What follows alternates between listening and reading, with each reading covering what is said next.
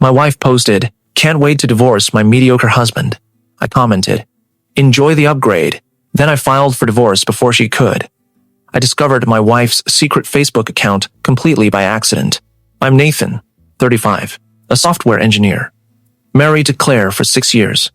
We met in college, married young, and built what I thought was a solid life together. One evening, I borrowed Claire's laptop to check my email. Mine was updating. A Facebook notification popped up. "Jennifer Matthews commented on your post." Girl, do it. You deserve so much better. Jennifer was Claire's college roommate, but the account name wasn't Claire's usual one. It said, Emma Rose. Curious. I clicked. The profile was anonymous stock photo, no personal information. But the posts were unmistakably Claire's voice. I started scrolling. Can't wait to divorce my mediocre husband and finally start my real life. He's holding me back from everything I deserve. 47 likes. My husband thinks we're happy. LOL. If he only knew, I've been planning my exit for months. Already found someone who actually appreciates me. 68 likes. Mediocre job, mediocre ambitions, mediocre everything. I settled, and I'm finally admitting it. Time to upgrade. 52 likes. I kept reading. She'd been documenting her plan for months. She was having an affair with someone named Marcus Reed. She'd consulted a divorce lawyer. She planned to claim I was emotionally absent to get the house. She was waiting until I added her name to my grandmother's lake house deed. Then she'd file. One post read, "Playing the long game. 2 more months, and everything will be legally set up in my favor. Then bye-bye mediocre husband. Hello, upgrade." I screenshot everything and backed it up to 3 separate cloud accounts.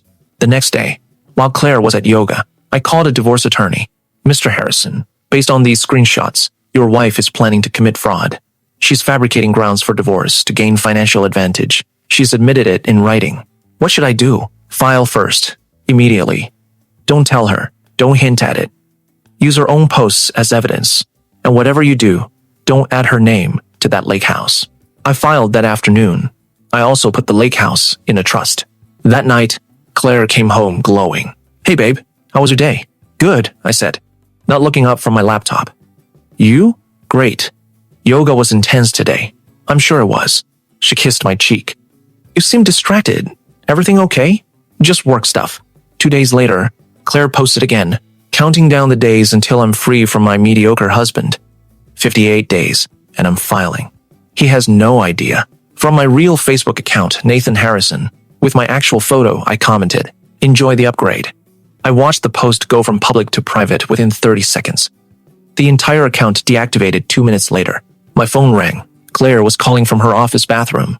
"Nathan, how did I find your secret account where you've been calling me mediocre and planning to defraud me in a divorce?" Silence. "I've known for a week, Claire. I've screenshot everything. Every post, every comment, every detail of your plan." "Nathan, I can explain." "I don't need an explanation. You're being served at work in about 15 minutes. I filed yesterday." "You what?" "I filed for a divorce. With evidence of adultery and premeditated fraud. Your lawyer is going to love the screenshots." "Nathan, please. Enjoy your upgrade, Claire." I hung up. She was served at 2:47 p.m., 24 missed calls in the next hour. I didn't answer. She came to the house at 6 p.m. I'd changed the locks. She pounded on the door. I opened it partway. "This is my house too. The house is in my name only. You can collect your belongings with a police escort. Check your email. I sent a list of what you're allowed to take." "You can't do this." "I already did. Also, I forwarded those screenshots to HR. I noticed Marcus Reed works in your department. I believe your company has policies about workplace relationships." Her face went white. "Enjoy the upgrade, Claire." I closed the door. Over the next few days, I heard what happened through mutual friends. Her parents cut her off. Her sister blocked her. HR investigated, turns out. Marcus was married with 2 kids. His wife filed for divorce. Marcus blamed Claire and ended things. Claire had to move in with her friend Ashley. I received a message from Marcus's wife, Rebecca. "Mr. Harrison, I'm Marcus's wife. Thank you for exposing them." I had no idea. "I'm filing for divorce and using your screenshots as evidence. I hope your divorce goes smoothly. You deserved better." I replied, "I'm sorry you're going through this too. Wishing you the best." 2 weeks later, Claire started emailing. Apologies, explanations, pleas. She'd made a mistake. Marcus meant nothing. She was confused. She'd talked to a therapist. Please give her another chance. I forwarded everything to my lawyer without responding. The court hearing was straightforward. My lawyer presented the evidence. Claire's lawyer tried to claim the account was fake or hacked. The judge asked Claire directly, "Is this your account?" "Yes." "Did you write these posts?" "Yes, but I didn't mean." "Did you consult with a divorce attorney with the intention of making false claims for financial advantage?" Silence. "Miss Harrison, answer the question." "Yes." The judge was clear. "Miss Harrison, you attempted to manipulate this court while conducting an extramarital affair. You're fortunate Mr. Harrison isn't pressing criminal charges. This court does not reward dishonesty. The divorce was finalized in 4 months. I kept the house, the lake house, the cars, and all retirement accounts. Claire got her personal belongings.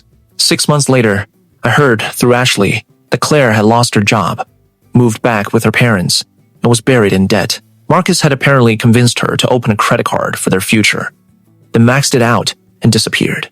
$30,000 in her name. 8 months post-divorce, Claire somehow got my new number. "Nathan? Please don't hang up. How did you get this number? Please, just 5 minutes." I didn't hang up. "You were right," she said. Her voice was shaking.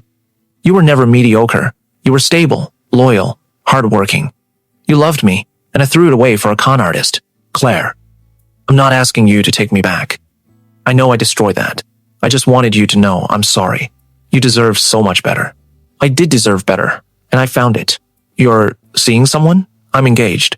Long silence. "That's great. I'm happy for you. Claire, I hope you get the help you need, but I need you to stop contacting me. This is the last time we'll speak." I hung up. Her name is Lisa Park. She's a pediatrician. We met at a charity event 9 months after my divorce. She's kind, brilliant, funny, and values honesty above everything. On our 3rd date, I told her everything about Claire. "Thank you for being honest," she said. "That must have been awful." It was, but it taught me what I won't tolerate. "My ex-husband cheated," she said. "I walked away with nothing but my self-respect. Best decision I ever made. We got engaged after a year. Simple proposal at the lake house. This place is beautiful," Lisa said. "My grandmother left it to me. It's the one thing my ex-wife tried to take that I protected. I'm glad you did." I got down on one knee.